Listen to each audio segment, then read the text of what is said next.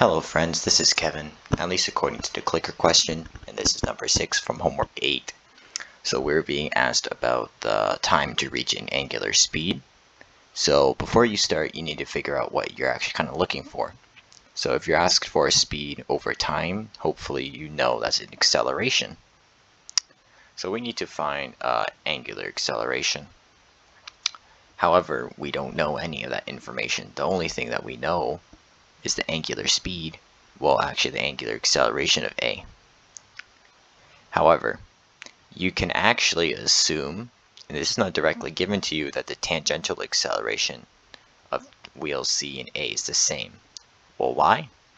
Well, tangential, if you remember, is just the outside speed, outside acceleration, whatever it is. And the outside in this case is the belt.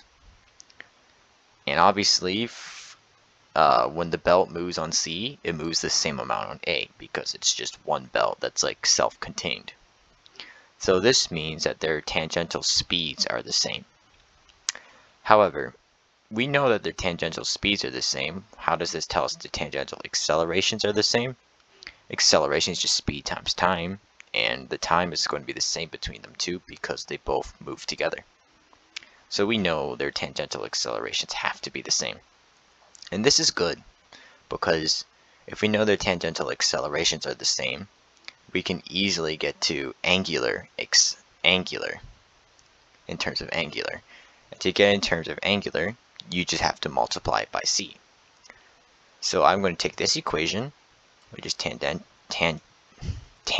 C, that's why tangent A. I don't mean tangent, but you know what I mean. And instead, I'm going to change them into acceleration times radius. So I replace this into acceleration times radius, angular acceleration. And then we want to find the angular acceleration of C. So we can simply take the radius of C and move it to this side to be divide. So then we have the angular acceleration of C equals the angular acceleration of A times radius divided by the radius of C. You know all of these three variables. Here would be your angular acceleration of A, radius of C. So then if you do the math, you will find the angular acceleration of C. Wow, that's getting a mouthful to say. So we found the angular acceleration. And now we want to find the time it takes the wheel C to reach the angular velocity of 62 revs per minute. That's not in the same units that we're working with. We're working with radians per second, and that's standard, so we should change it to radians per second. Technically you don't have to, but the answer wants seconds, so you should change it to seconds. So then, to change it, it's pretty simple. Just know that there's 2 pi radians in every single revolution. So you multiply the top by 2 pi, and then there's 60 seconds in a minute, so then you just divide by 60. So multiply the top by 2 pi, divide by 60, you should get a number that's like about 10 times less, not quite as much, from your revs per minute to radians per second. So now you have a speed you want to get to in radians per second, and an acceleration that you've gotten from up here. So now let's ignore units for a moment, just so it's become clear. You have a speed that you want to get to and an acceleration. How do you find the time? It should be just velocity times time equals acceleration.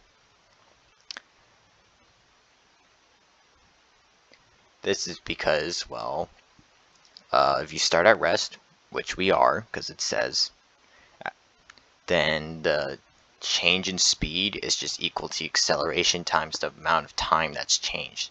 This is exactly the same as from Unit 1. The only difference is that there's now just the word angular speed and angular acceleration. But the math is exactly the same. That's why for here I removed the units to make a point. Whether it's tangential, angular, linear, whatever. As long as they're all the same, the rules of acceleration and velocity are the same.